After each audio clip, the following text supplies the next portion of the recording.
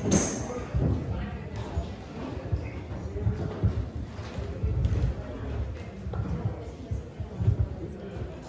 જય શ્રી કૃષ્ણ.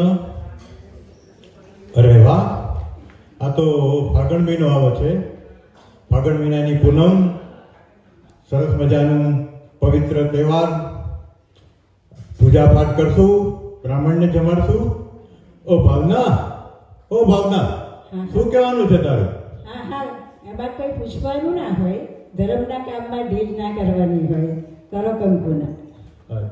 અચ્છા મહારાજ. ઓ મહારાજ,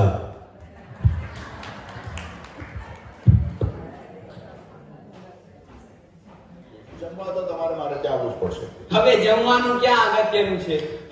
હું તો ભાવનાનું ભૂખ્યો છું. આપજો ને તો તમારી ભાવના મને આપો. હરામખોર તો હજી નહીં સુધરો. શું દરેક વખતે ના પાડો છું? અરે ભાવના તો વહેંચતા રહેવું જોઈએ. જેમ કે મને આપો, આ મારા સાહેબને આપો. શું તો જયંતર મને મારતો કેમ હોય છે? અરે યાર, આને હજી બોલવાનું કોઈ ભાગ નથી. મને કહે છે તમારી ભાવના આપો, હું ભાવનાનો ભૂખ્યો છું. તેમાં શું થયું? અમે સૌ ભાવનાના ભૂખ્યા છીએ. લાગે ગુસ્સે શું થાય છે? લાગે છે તારી ભાવના સારી નથી. ભાવના સારી છે હવે. તો અમને આપવામાં તને વાંધો શું? ભાવનાને વેચવાથી તો સંબંધ વધે.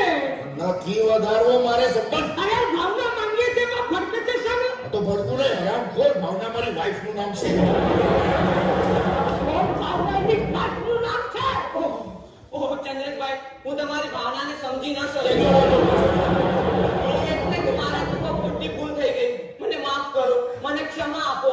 મહારાજ તમારી વાત તો બિલકુલ નહીં માનું. જો ચંદ્રેશભાઈ, તમારે મને ક્ષમા આપવી જ પડશે અને હું ક્ષમા લઈને જ રહીશ. મહારાજ ક્ષમા ન માંગો. ક્ષમા એની બેનનું નામ છે.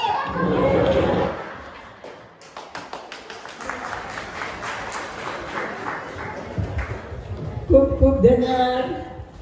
નાની નાની વાતોમાં આપણે કેવા હાસ્યના